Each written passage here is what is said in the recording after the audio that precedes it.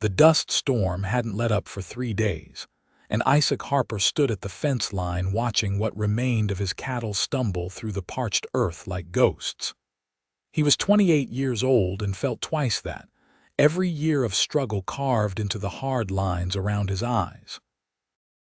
The Double H Ranch had been in his family since his grandfather drove stakes into the Nevada soil back in 1850, claiming this stretch of land near Panamint when it was nothing but sagebrush and promise. That promise had died along with his parents 2 winters ago when the fever took them both within a week of each other. Now it was 1885, and Isaac was watching everything they built crumble like the dry earth beneath his boots. "Boss, we lost another 3 head last night." Tom Greaves, his only remaining ranch hand, walked up with his hat in his hands. The old cowboy had worked for Isaac's father for 20 years, and the guilt in his eyes was almost worse than the news he brought. Rustlers or starvation? Isaac asked, though he wasn't sure which answer would be worse. "Can't tell for certain. Tracks head west toward the mountains, but with the ground this hard, could be they just wandered off looking for water." Isaac nodded slowly, his jaw tight. They were down to maybe 40 head of cattle, when 3 years ago they'd run nearly 300.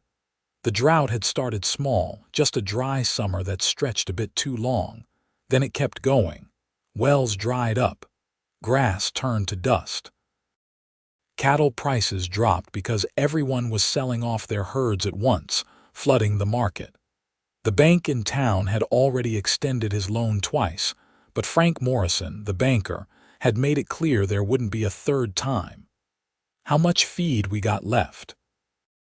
Isaac already knew the answer, but asking gave him something to do besides stand there and watch his legacy die. "Maybe 2 weeks if we're careful. 4 if we cut the horses' portions too, but that seems foolish." "No, we need the horses strong. If we can't work the cattle we got, there's no point in any of this." Isaac turned away from the fence, squinting at the ranch house in the distance. It needed painting. Hell, it needed more than that. Shingles were missing from the roof, the porch sagged on one side, and he knew for a fact that half the windows didn't close proper anymore. His mother would have had words about that. "There's something else," Tom said, shifting his weight in that way that meant bad news was coming. "Jake and Martin, they came to me this morning. They need to move on, boss. They got families, and we haven't been able to pay full wages in months." Isaac felt something cold settle in his chest. Jake and Martin were good men, hard workers. He couldn't blame them for leaving a sinking ship, but that left him with just Tom and Carlos, the young Mexican hand who mostly handled the horses. 4 men trying to run a ranch that needed a dozen. "Tell them I understand. I'll get them what I owe by end of week." He had no idea how he'd manage that, but he'd figure something out. Maybe sell off his father's watch or his mother's jewelry. The thought made him sick. "They feel real bad about it, Isaac. If things were different." "I know, tell them no hard feelings. They got to do what's right for their families." Tom nodded and walked off toward the bunkhouse, leaving Isaac alone with his thoughts and the wind. The wind never stopped anymore, just pushed the dust around in circles like it was mocking him. He was halfway to the house when he heard the sound of a wagon coming up the long drive. Isaac turned, shading his eyes against the afternoon sun. Nobody came out here without a reason, and these days the reasons were usually bad. Maybe the bank had sent someone. Maybe it was the sheriff with more bad news about rustlers. But as the wagon got closer, Isaac could see it was just one person driving it, and that person was small. Too small to be any of the men from town. The wagon itself was old but well-maintained, pulled by 2 horses that looked tired but healthy. When the wagon finally stopped in front of the house, Isaac got his first good look at the driver and nearly forgot how to speak. She was young, maybe early 20s, with dark blonde hair pulled back in a practical bun and eyes the color of creek water in summer. Her dress was simple calico, faded from washing, and her hands on the reins showed calluses that meant she knew work. "Good afternoon," she said, her voice clear and steady. "I'm looking for Isaac Harper. Would that be you?" It would. Isaac realized he was staring and forced himself to focus. "What can I do for you, miss? My name is Alice Barrett. I've come about the advertisement." Isaac felt his confusion must have shown on his face because she reached into her pocket and pulled out a folded piece of newspaper. She climbed down from the wagon with practiced ease and handed it to him. He unfolded the paper and felt his stomach drop. It was from the Sacramento paper, dated 3 months ago. His mother's handwriting filled the advertisement space.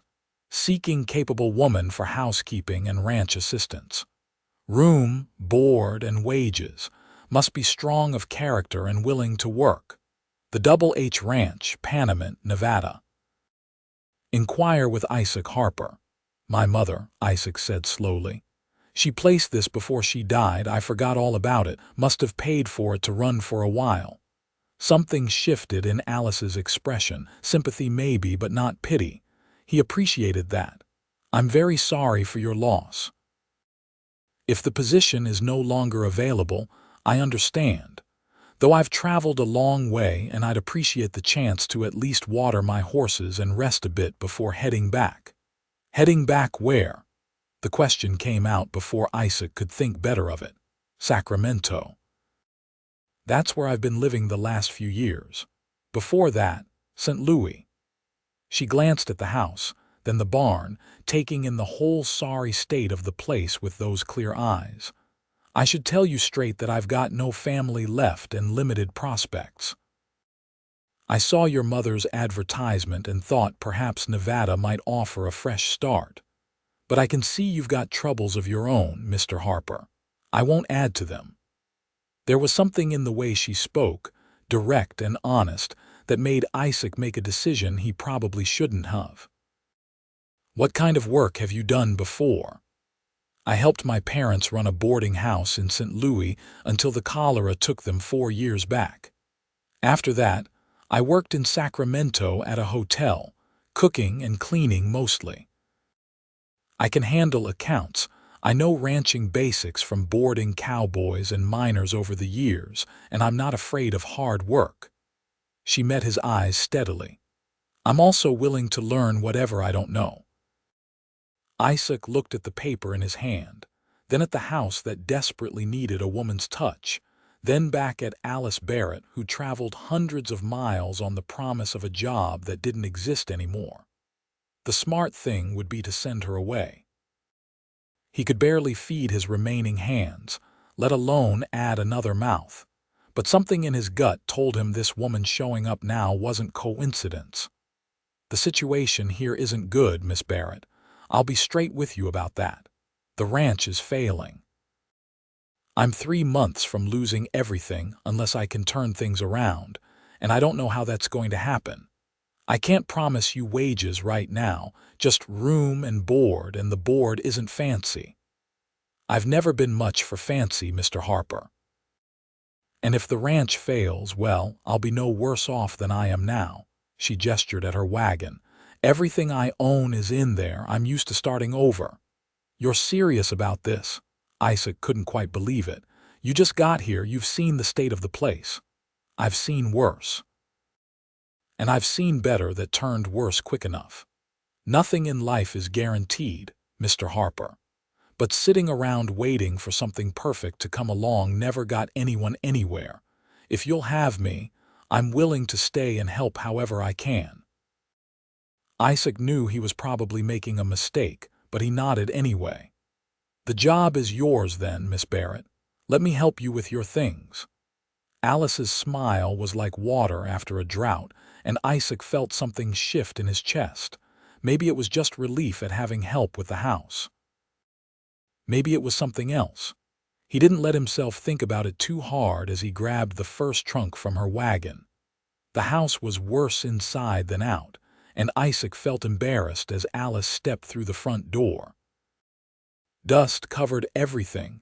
Dishes were piled in the kitchen, and the floors hadn't seen a proper washing in months. He'd been focused on just surviving, on keeping the cattle alive and the ranch running, and the house had suffered for it. "I'm sorry for the state of things," he started, but Alice was already rolling up her sleeves. "No apologies needed. You've been managing alone from the look of it. Where should I put my things?" Isaac showed her to his mother's room, which at least had a decent bed and a washstand. The room still smelled faintly of the lavender his mother used to keep in sachets, and he felt a pang of grief followed by guilt. Maybe he should have cleared it out, but he hadn't been able to make himself do it. "This was my mother's room," he said. "If you'd rather stay in one of the other bedrooms, I understand." Alice set her trunk down and looked around the room with something like reverence. "It's lovely, and I promise I'll take good care of it. Thank you, Mr. Harper." "Isaac is fine. Mr. Harper was my father." "Then you should call me Alice." They stood there for a moment, an awkward silence settling between them. Isaac cleared his throat. "Well, I should let you get settled. Tom will ring the bell when it's supper time, though I warn you, our cooking isn't much to speak of. We mostly just fry up whatever meat we got and make coffee strong enough to strip paint.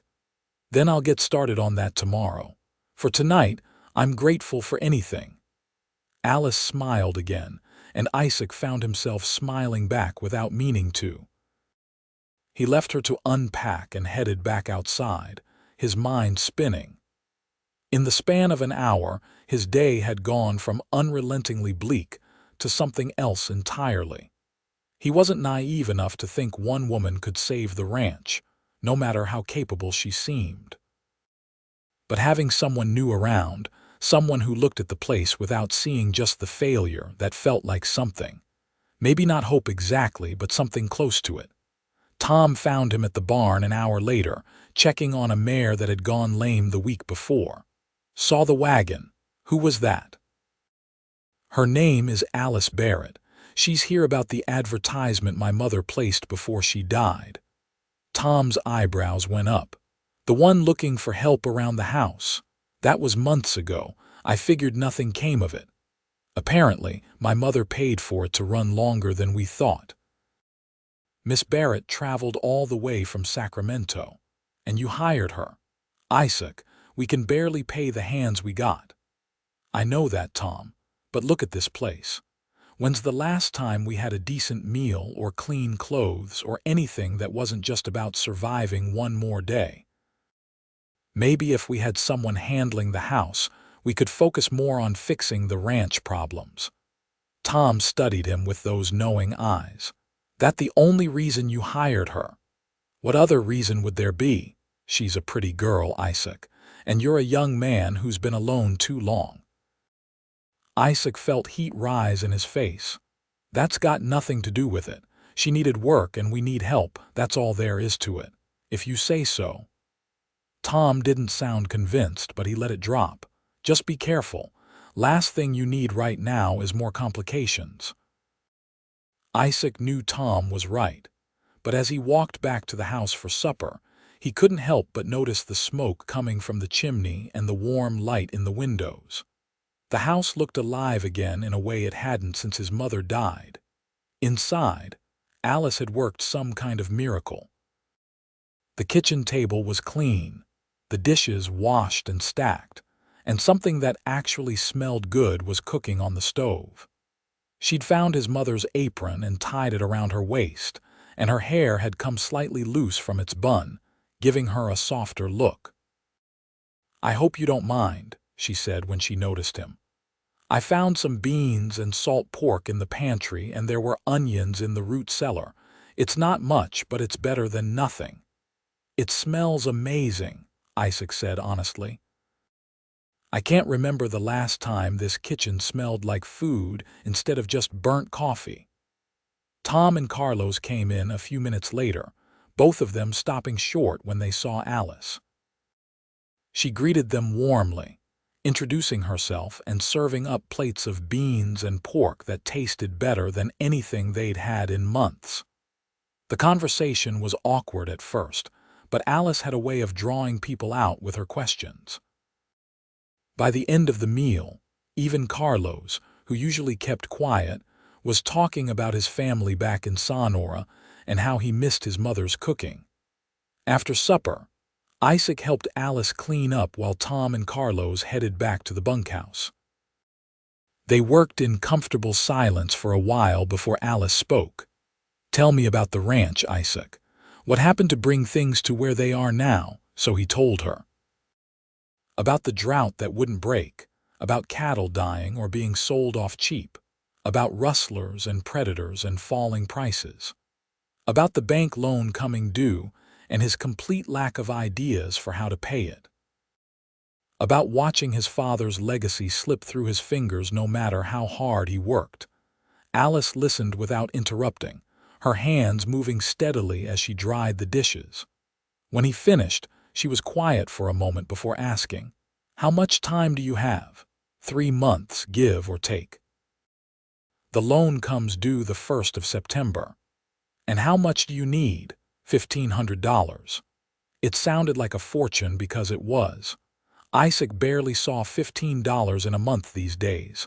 What about selling land? Tried. Nobody's buying. The drought hit everyone, and land without water isn't worth much. Isaac leaned against the counter, feeling the weight of it all pressing down on him again. "I'm sorry, Alice. You just got here and I'm dumping all this on you. You probably think you made a mistake coming." "I don't think that at all." She set down the dish she was drying and turned to face him. "I think you've been carrying this alone for too long, and that's no way to solve problems. 2 heads are better than 1, my father used to say. Sometimes you just need fresh eyes on a situation." "You got any fresh ideas? I'm listening." Alice smiled slightly. "Give me a few days to see how things work around here. Maybe something will come to me." Isaac wanted to believe her optimism, but he'd been staring at the same problems for so long that hope felt dangerous. Still, when he went to bed that night, the house felt different. Warmer somehow, despite the cold desert night outside. Through the thin walls, he could hear Alice moving around in his mother's room, settling in, and the sound was oddly comforting. The next morning, Isaac woke to the smell of coffee and something baking. He dressed quickly and found Alice in the kitchen, pulling biscuits from the oven that actually looked like biscuits instead of the hard rocks he usually managed. "Good morning," she said brightly. "I found flour and a bit of butter that was still good. The chickens gave up 4 eggs too, so there's breakfast." The chickens actually laid. Isaac couldn't hide his surprise. The half-dozen hens they kept had been so stressed by the heat and lack of feed that they'd mostly stopped producing. "I spent some time with them this morning, talking to them, giving them fresh water and some grain I found. Sometimes animals just need to know someone cares." She set a plate in front of him with eggs, biscuits, and even a bit of gravy she'd managed to make from the leftover pork fat. It was the best breakfast Isaac had eaten in 2 years, and he told her so. Alice's smile made him realize he'd been missing that too. Someone to talk to share meals with, to make the house feel like a home instead of just a place to sleep between long days of work. After breakfast, Alice announced that she wanted to see the whole ranch, understand how everything worked. Isaac agreed, partly because it made sense and partly because he found himself wanting to spend time with her. They saddled horses, Alice proving she could handle a mount with ease, and rode out to check the herd. The day was already heating up, the sun beating down mercilessly on the parched land.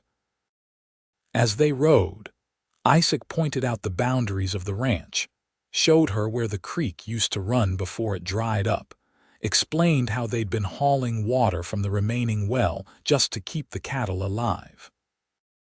Alice listened carefully, asking questions that showed she understood ranching better than he'd expected.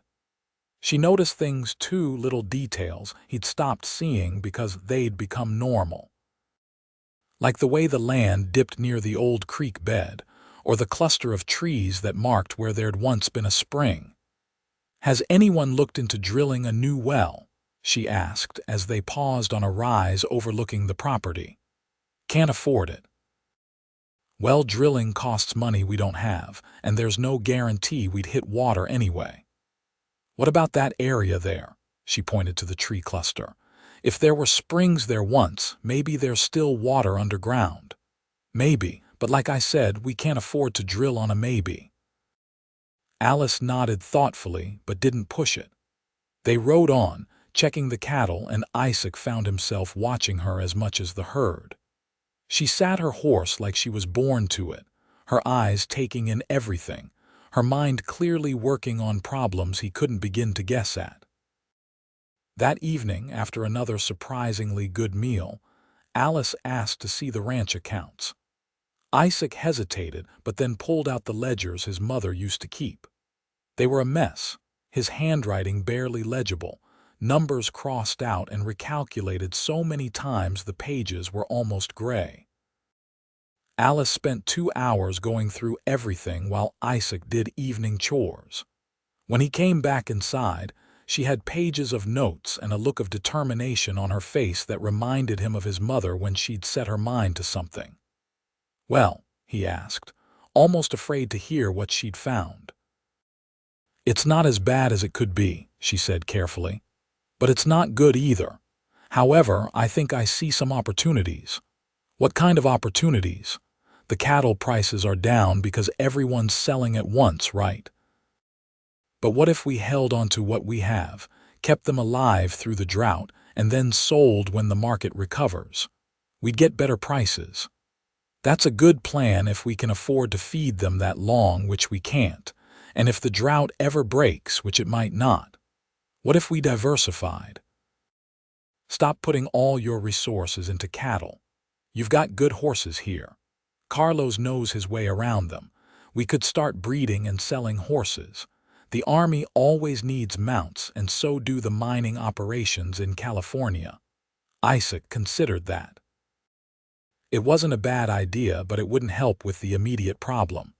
"That's long-term thinking, Alice. We need short-term solutions." "I know, but sometimes you need both. Keep the long view in mind while you handle the short term." She tapped her notes. "In the meantime, we need to cut costs anywhere we can and find ways to generate income. What about this old equipment you've got stored in the barn? Could any of it be sold?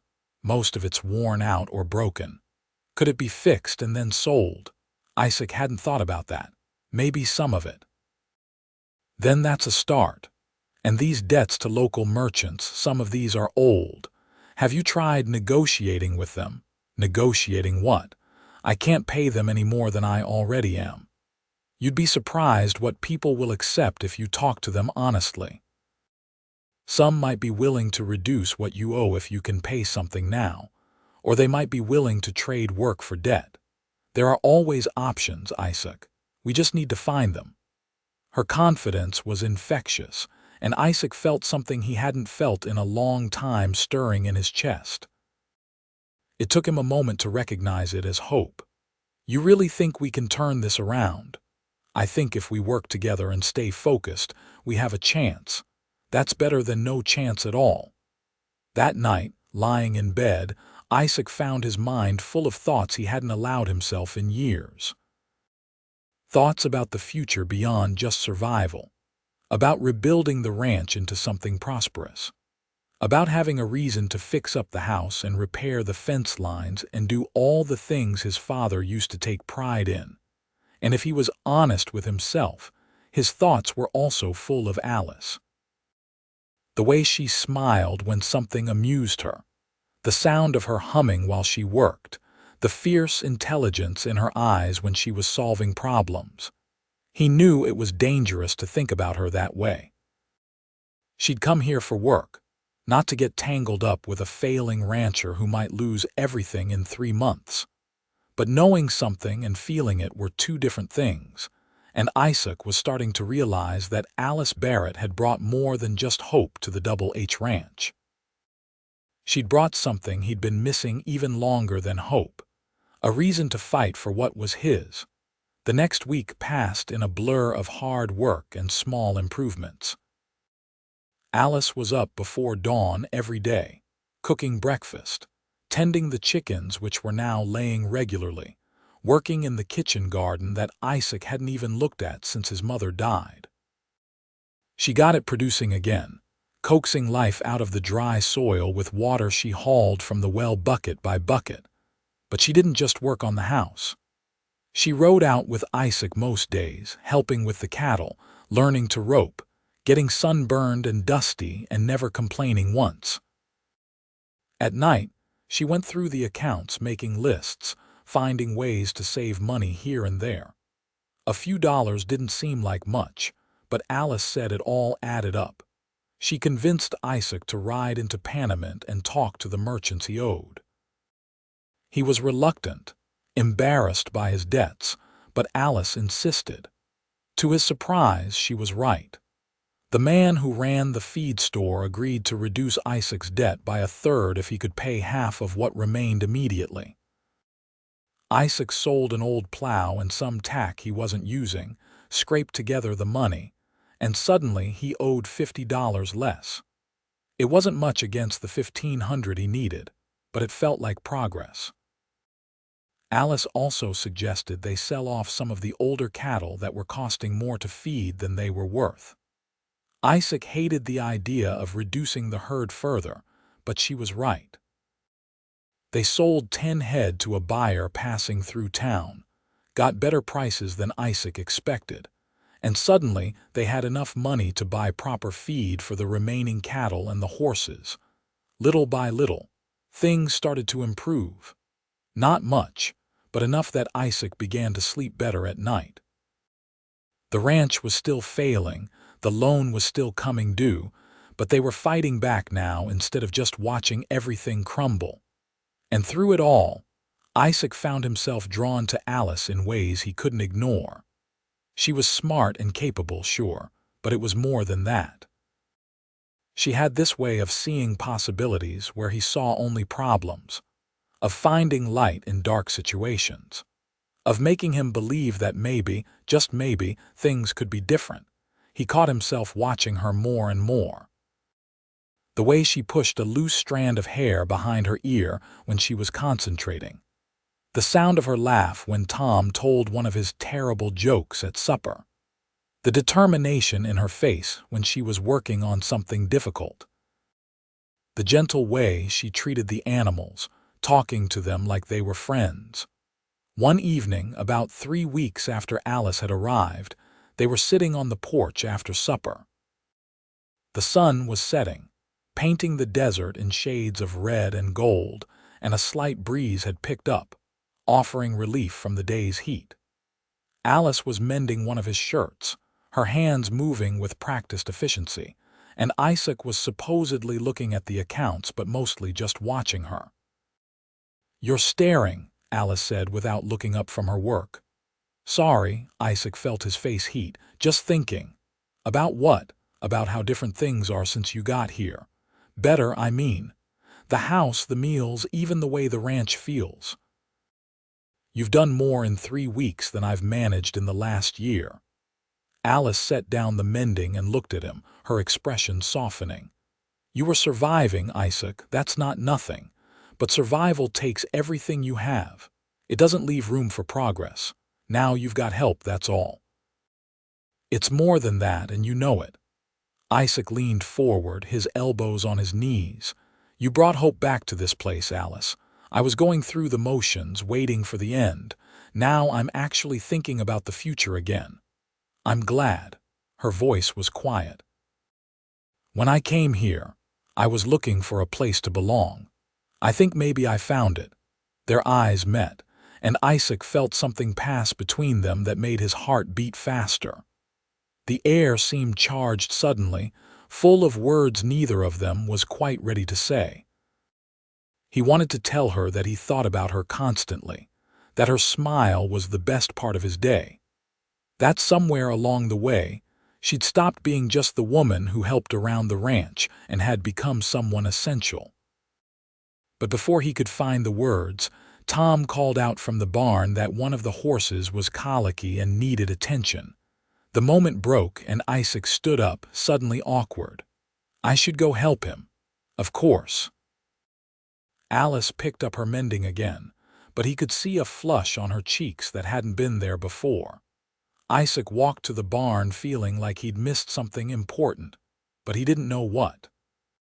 He helped Tom with the horse, getting the animal walking to ease the colic, and by the time they finished, it was full dark and Alice had gone to bed. The next day, things felt different between them. Not bad exactly, just charged with something unspoken. They were more aware of each other, careful about accidental touches, their conversations just slightly too formal. Isaac didn't know how to fix it and wasn't sure he should try, but Tom noticed. 2 days later, as they were repairing a section of fence, the old cowboy finally spoke his mind. You're falling for her. Isaac nearly dropped his hammer. What? Alice, you're falling for her. Don't bother denying it. I've got eyes. Tom, it's not like that. She works here and I'm her employer. That's all. That might be how it started, but it's not how it is now. Tom hammered a nail with more force than necessary. And before you get all twisted up about whether it's proper or what people will think, let me tell you something. That girl looks at you the same way you look at her when you think nobody's watching. Whatever's happening between you two, it's mutual. Isaac felt hope and fear war in his chest. Even if that's true, what can I do about it? I'm about to lose everything, Tom. I've got nothing to offer her. It wouldn't be fair to start something when I might be broke and homeless in 2 months. So you're just going to ignore what you feel because you're scared. I'm being practical. You're being a coward. Tom's words were harsh, but his tone was kind.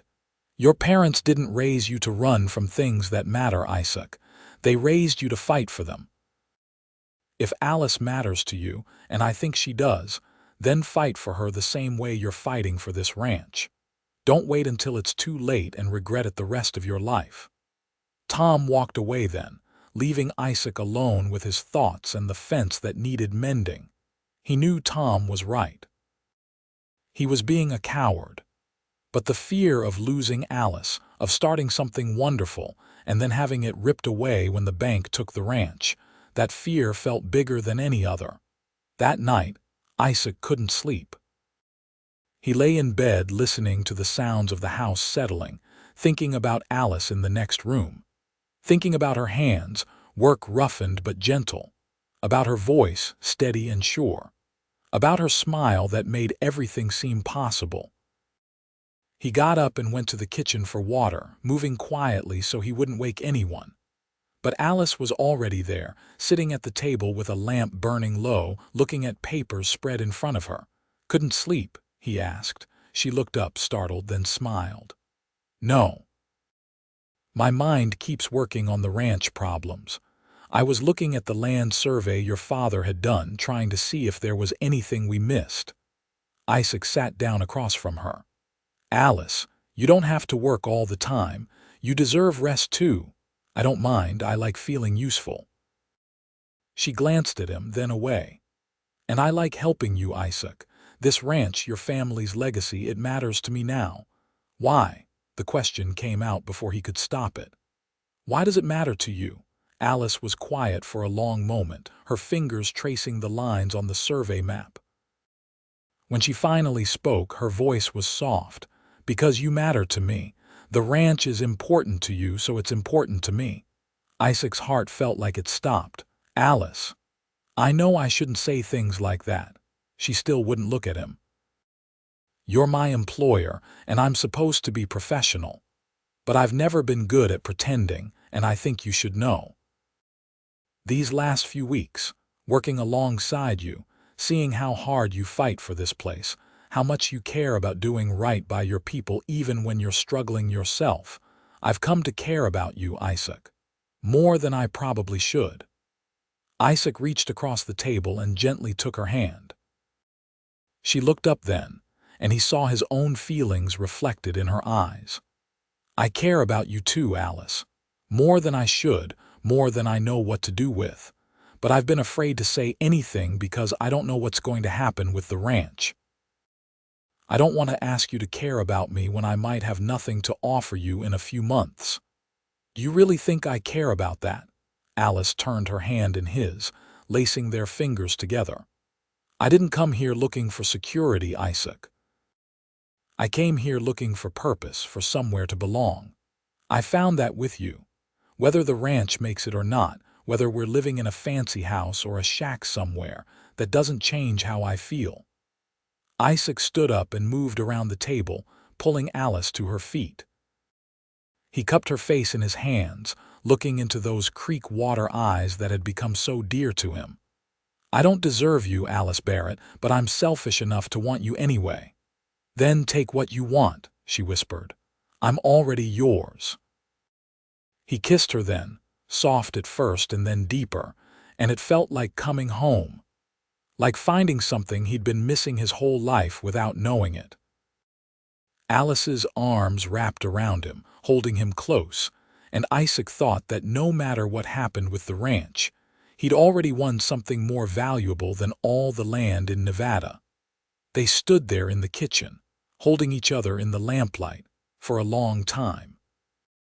Finally, Alice pulled back enough to look at him.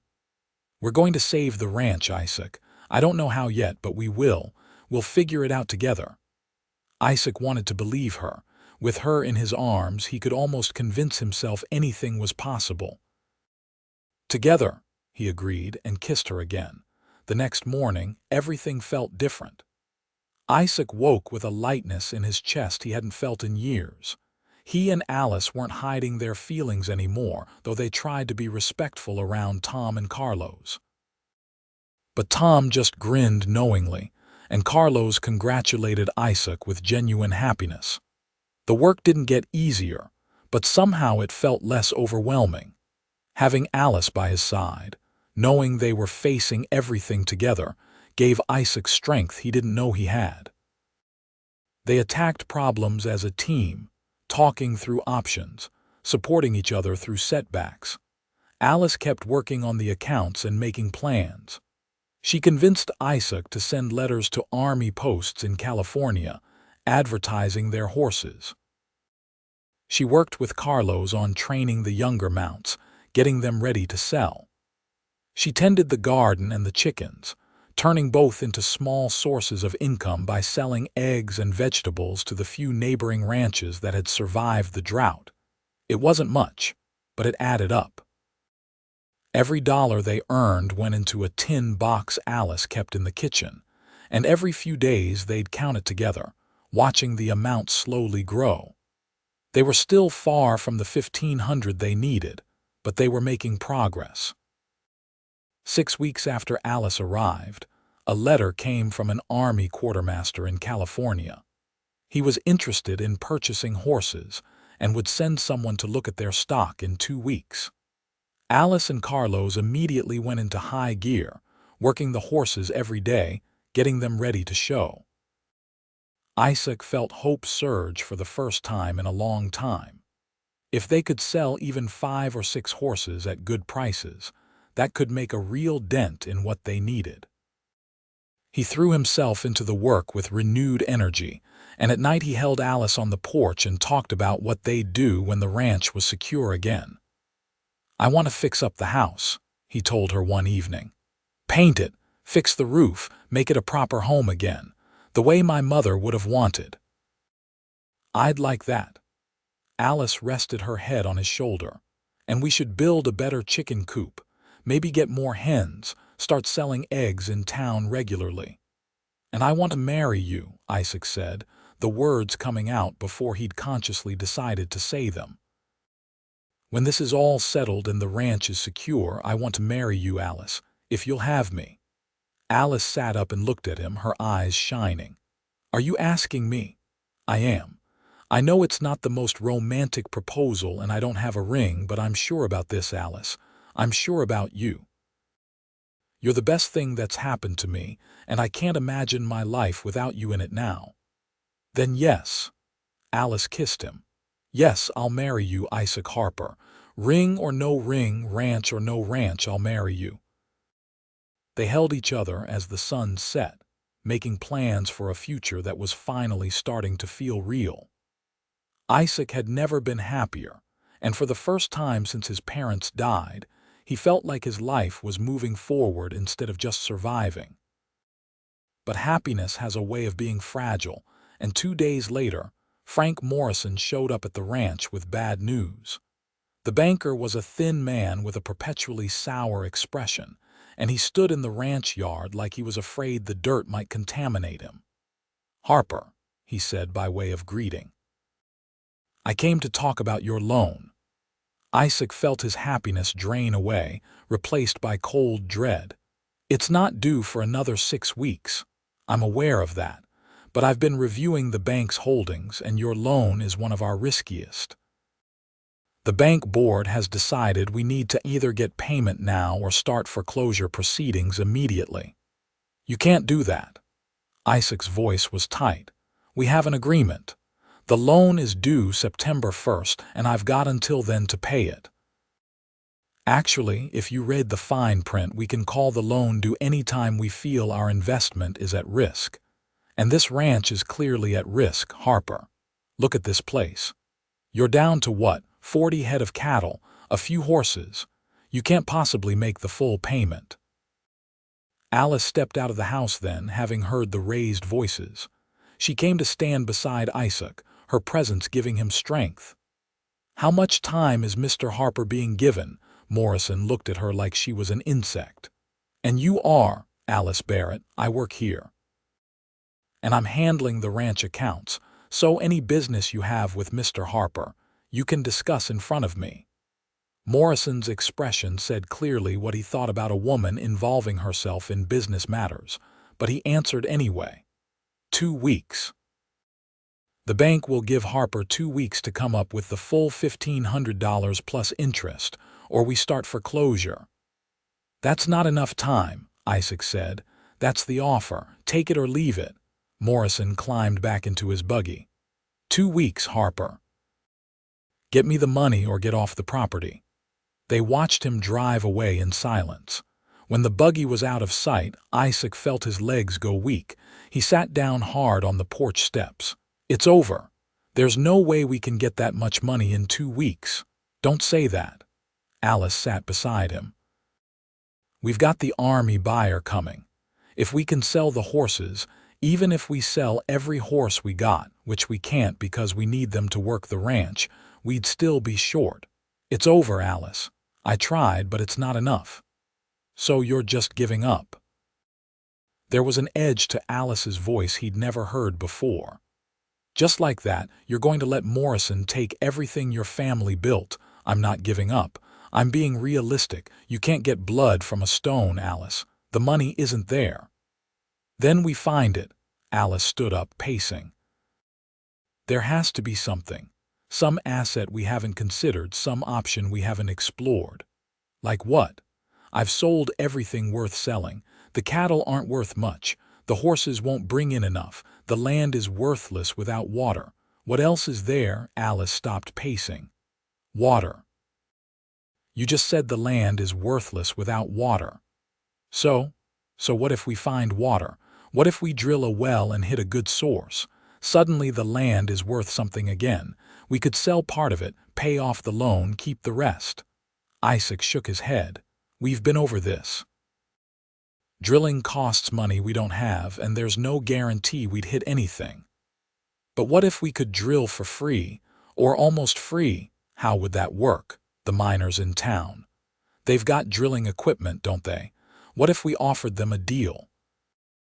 They drill us a well, and if we hit water, we give them rights to drill on other parts of our property for minerals. If we don't hit water, they don't owe us anything." Isaac considered that. It was creative, he'd give her that, but the chance of hitting water was slim. Still, what did they have to lose at this point? "I can ride into town tomorrow, see if anyone's interested." "We'll both go," Alice said firmly. We're in this together, remember? The next day they rode into Panamint and started asking around. Most of the mining operations weren't interested, or wanted terms that were too one-sided. But finally, they found a man named Charlie Webb who ran a small but successful silver mine in the hills. He listened to their proposal and stroked his beard thoughtfully. "Where were you thinking of drilling?" he asked. Alice pulled out the survey map she'd brought. "Here, near these trees. Isaac says there used to be springs in that area."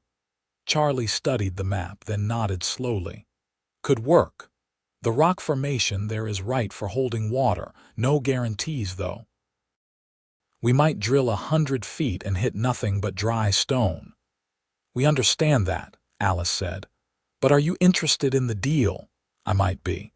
Tell you what, I'll drill you one well, no charge to you. If we hit water, you give me mineral rights to this section here." He pointed to a corner of the property. "If we don't hit water, I walk away and we're square." It was better than Isaac had hoped for.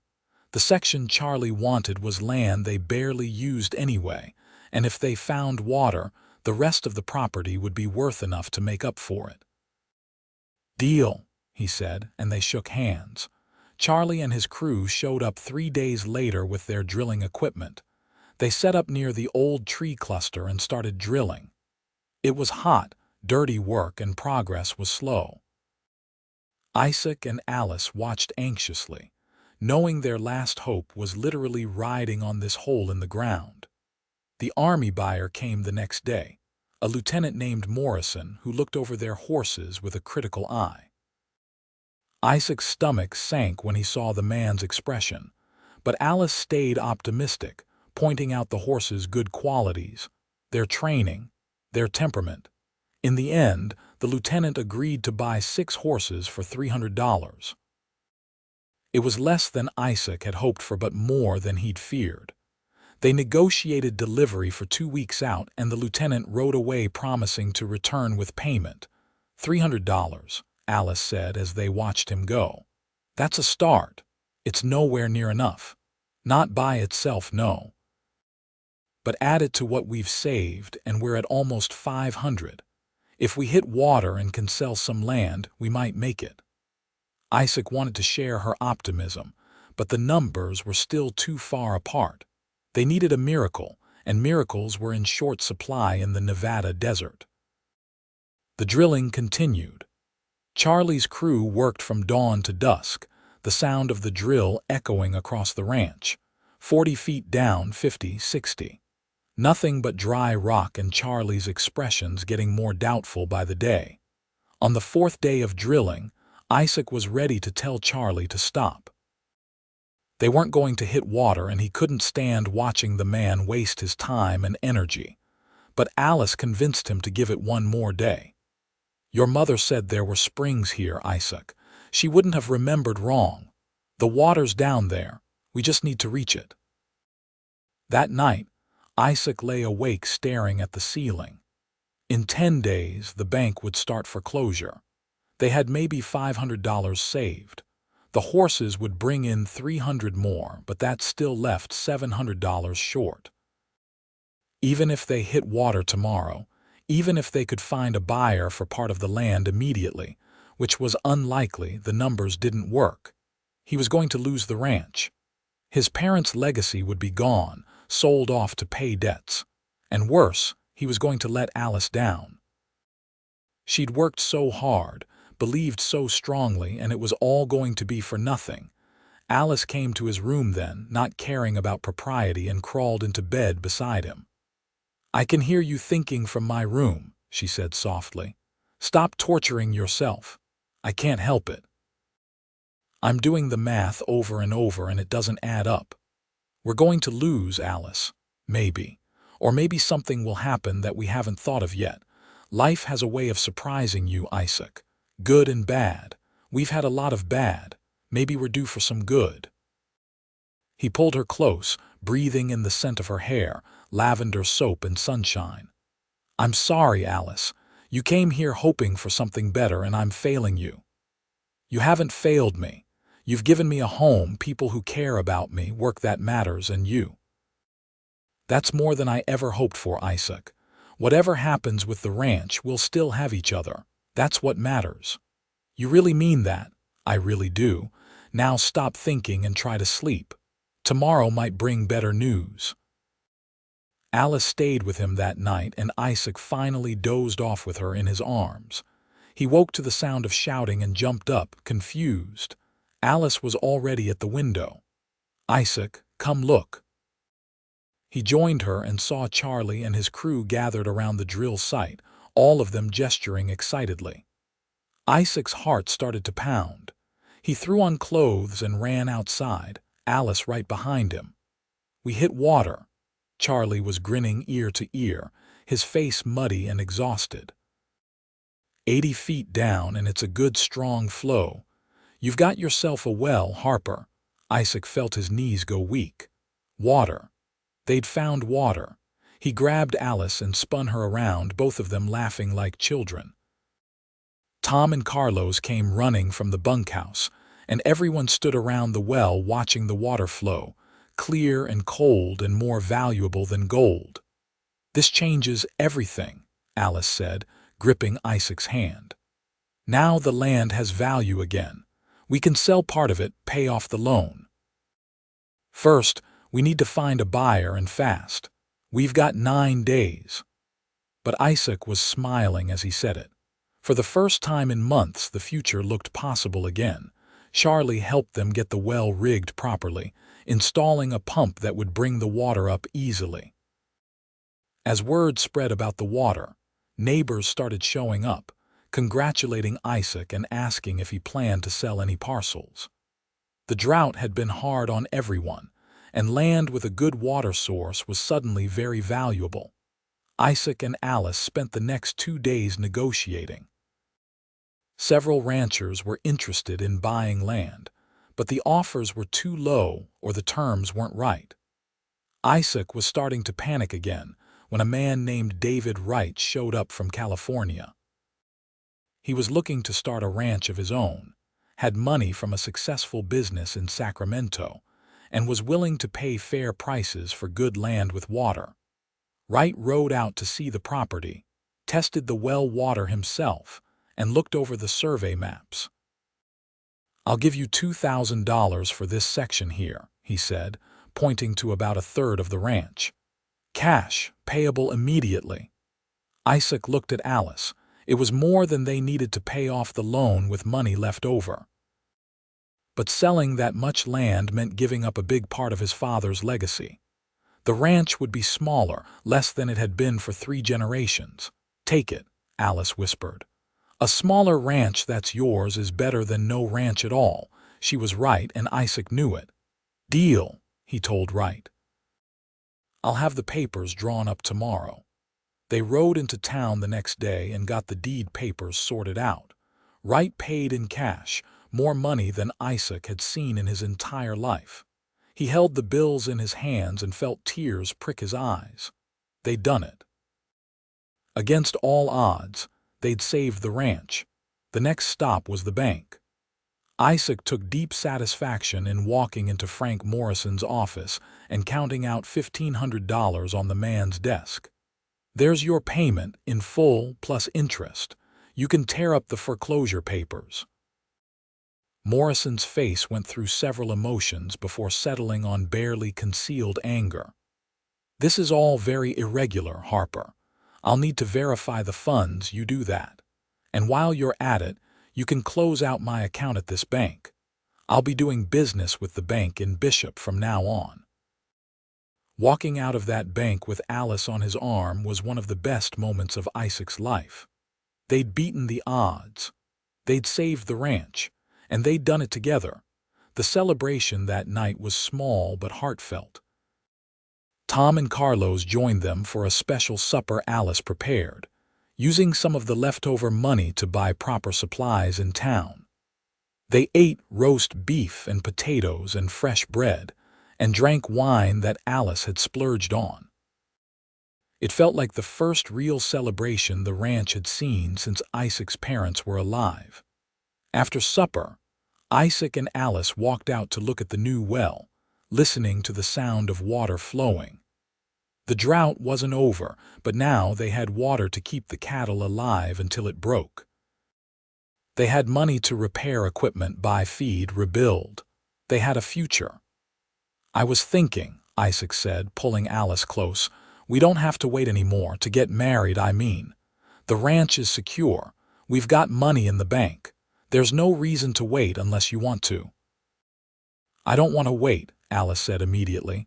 "I don't need a big wedding or a fancy dress, I just need you." "Then let's do it.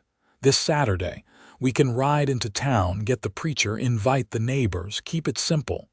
Alice smiled. Simple sounds perfect. They were married 4 days later in the ranch house parlor with Tom and Carlos as witnesses, and a handful of neighbors looking on. Alice wore a simple blue dress she'd made herself, and Isaac wore his father's good suit that he'd kept packed away. The ceremony was short, the preacher speaking words about love and commitment and faith while Isaac held Alice's hands and couldn't stop smiling. When the preacher said he could kiss his bride, Isaac pulled Alice close and kissed her with all the love and gratitude and hope he felt. She was his wife now, his partner, his future, everything he'd been missing and hadn't known how to find until she showed up in a dusty wagon answering an advertisement his mother had placed. The celebration afterward was warm and genuine. The neighbors brought food and well wishes. Tom played fiddle while Carlos played guitar, and they taught Alice to dance Western style. Isaac watched his wife laughing and spinning in the lantern light and thought that his mother would have loved her. That night, after everyone had gone home, Isaac and Alice finally had time alone as husband and wife. They stood together on the porch, Alice's head resting on Isaac's shoulder, both of them looking at the ranch that was now truly theirs.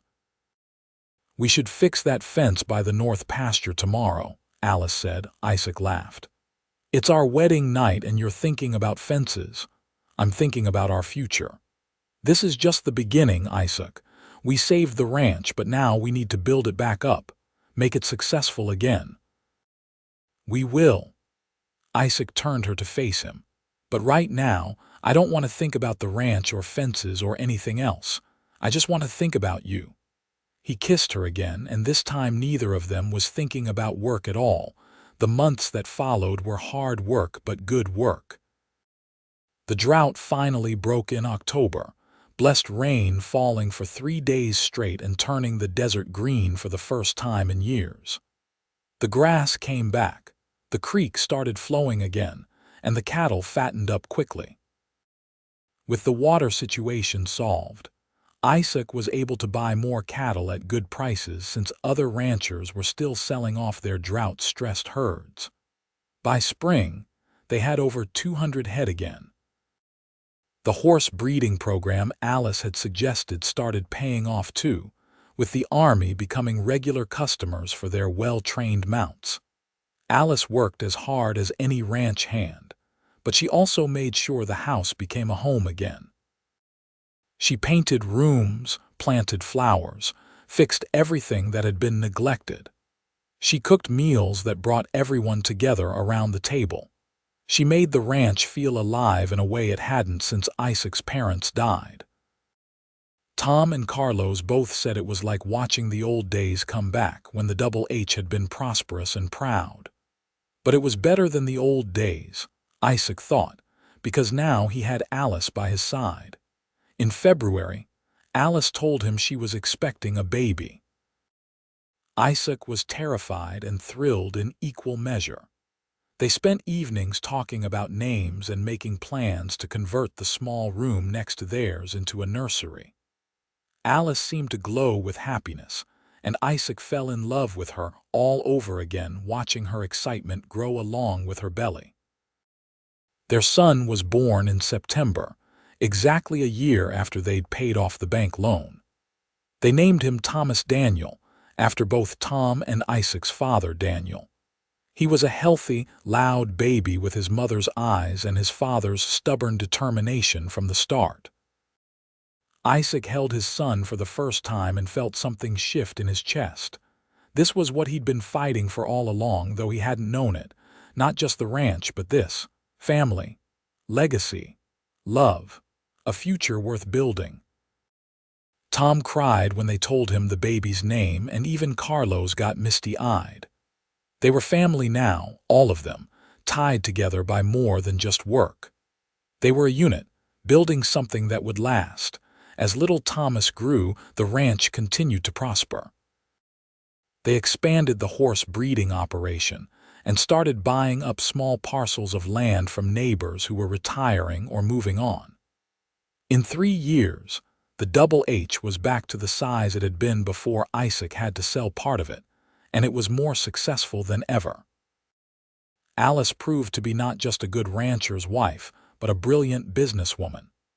She started keeping detailed breeding records for the horses, tracking bloodlines and characteristics that helped them command top prices. She negotiated contracts with the army and with mining operations, always getting terms that favored the ranch. She managed the accounts with precision, making sure they always had reserves and never again came close to the desperation they'd faced in those early days.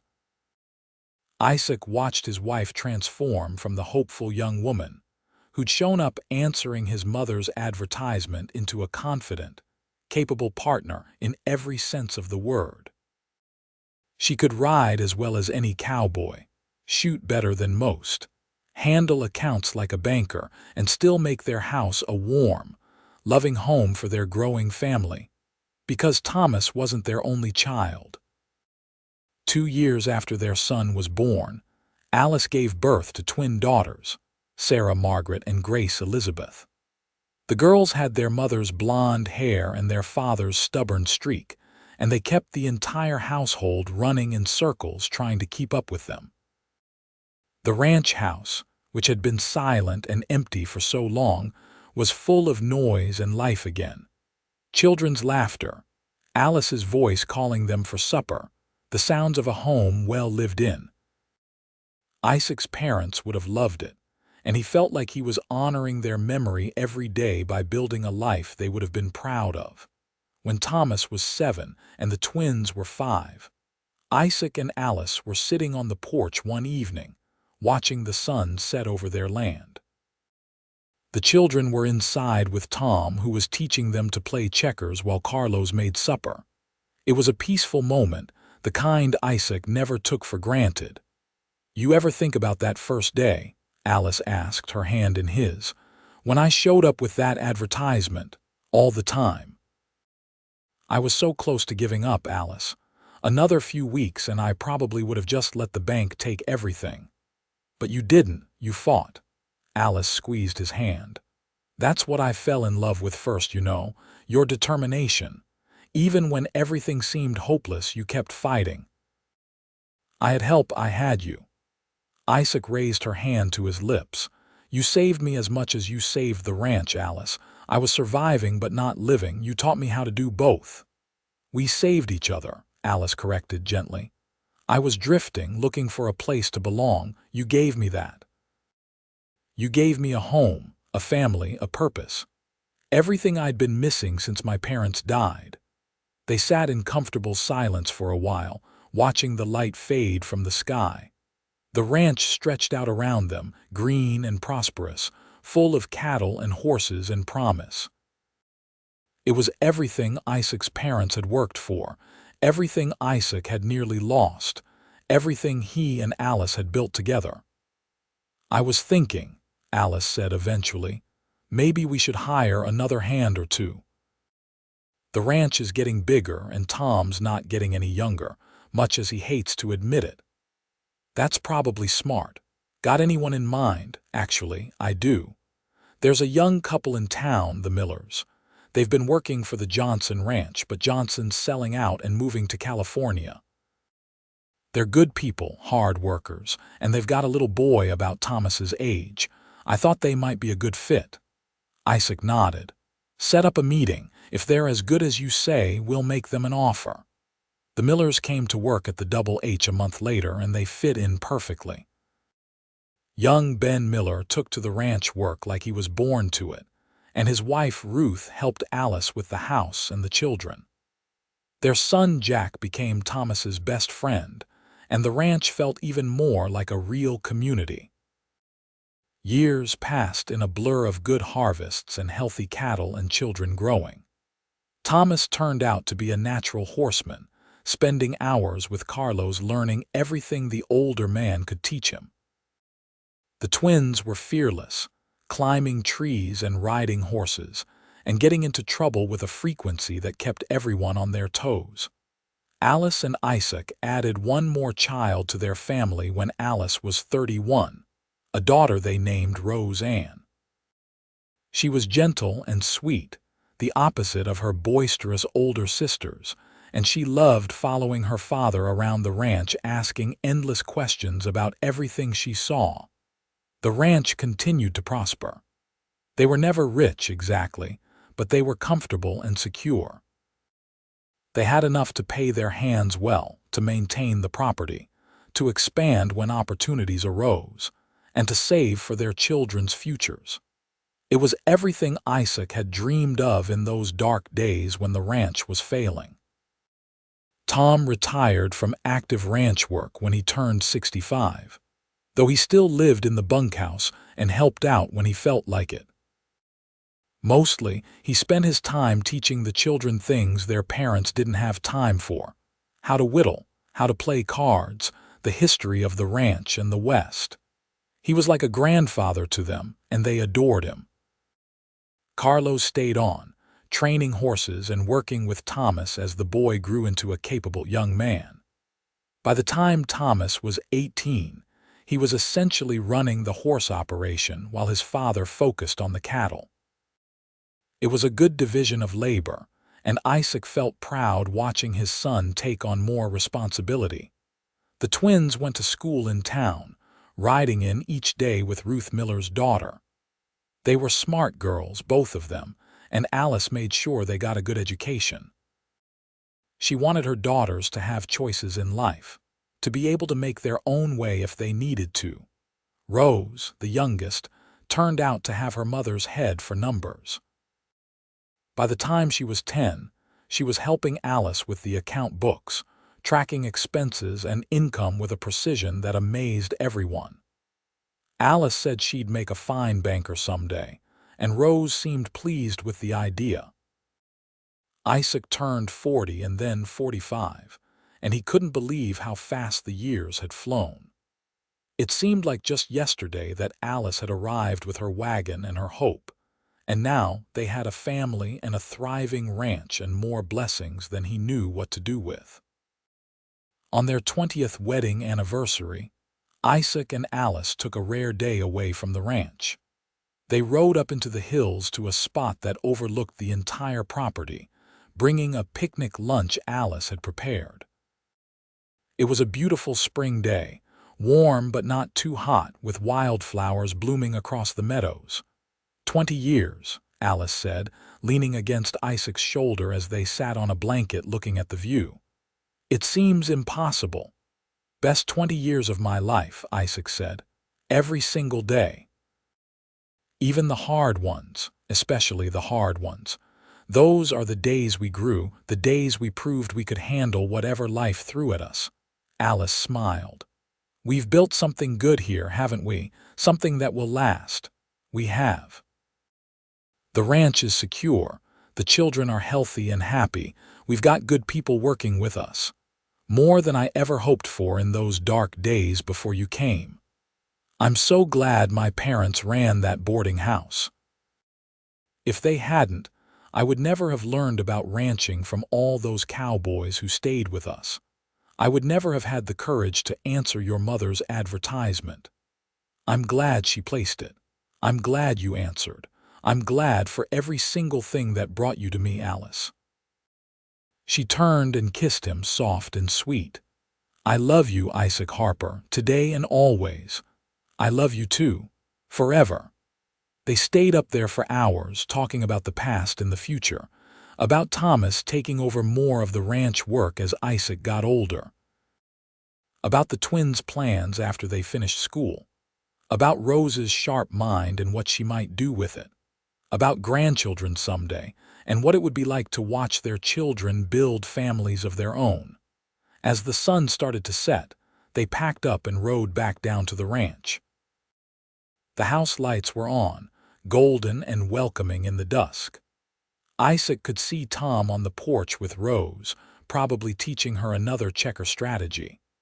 The twins were in the garden, supposed to be weeding but mostly just talking and laughing.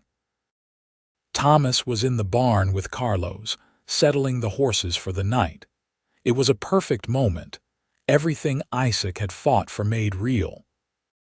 He reached over and took Alice's hand as they rode, and she smiled at him with the same warmth she'd shown that very first day when she'd arrived with nothing but hope and determination. The ranch wasn't just surviving anymore. It was thriving. And so was their family, their life, everything they'd built together from near ruins and last chances.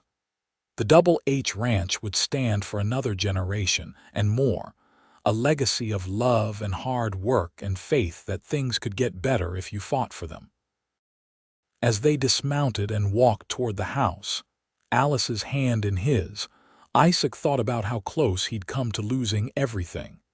If his mother hadn't placed that advertisement, if Alice hadn't been brave enough to answer it, if they hadn't found the courage to fight when everything seemed hopeless, but they had fought, and they had won, and now they had this. A life full of love and family and purpose, a home that rang with laughter instead of empty silence, a future bright with promise instead of weighted with dread. "Papa, Mama," Rose called from the porch.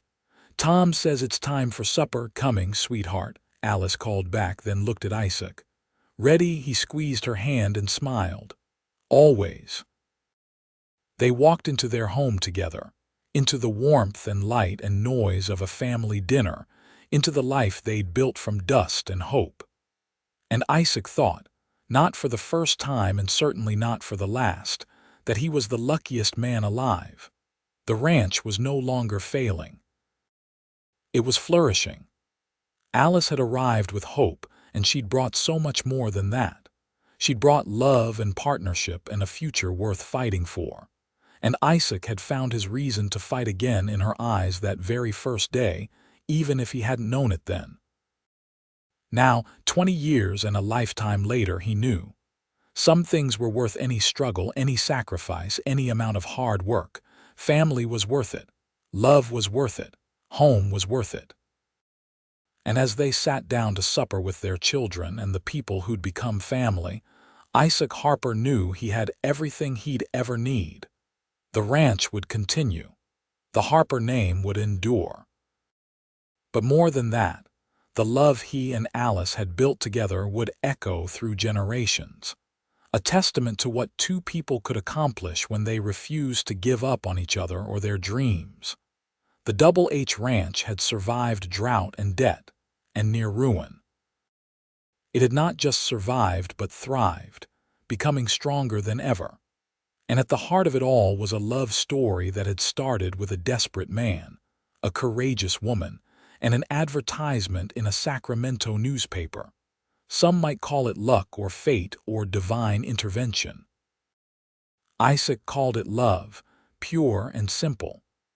The kind of love that saved ranches and healed hearts and built futures from nothing but determination and hope. And as he looked around his table at the faces of everyone he held dear, Isaac silently thanked his mother for placing that advertisement, thanked God for sending Alice to answer it, and thanked Alice for having the courage to stay and fight beside him when any sane person would have run from the disaster he'd been facing. She'd arrived with hope, and she'd given him reason to fight again. Together, they'd saved the ranch and built a life neither of them could have imagined. And that, Isaac thought as he raised his glass in a toast to his wife and family, was the best story he could have asked for. His story. Their story. A story of love conquering all obstacles, proving that sometimes the greatest treasures come wrapped in the simplest packages. Alice smiled at him across the table, her eyes full of the same love she'd shown for 20 years, and Isaac smiled back. They'd made it. Against all odds, through every struggle, they'd made it to their happily ever after. And they were going to enjoy every minute of it for all the years they had left together. The ranch would endure. Their love would endure. And the legacy they'd built together would stand as proof that hope, determination, and love could overcome anything life threw at them. It was a good legacy. A legacy worth fighting for. A legacy worth living. And as the family dinner continued around him, full of laughter and conversation and love, Isaac Harper knew that he'd won the only battle that truly mattered. He'd won the fight for a life worth living, for a family worth everything, for a love that would last beyond any ranch or fortune. The Double H Ranch was secure, but more importantly, so was his heart, and in the end, that was what really mattered. Everything else was just details. Love was the foundation, the reason, the purpose.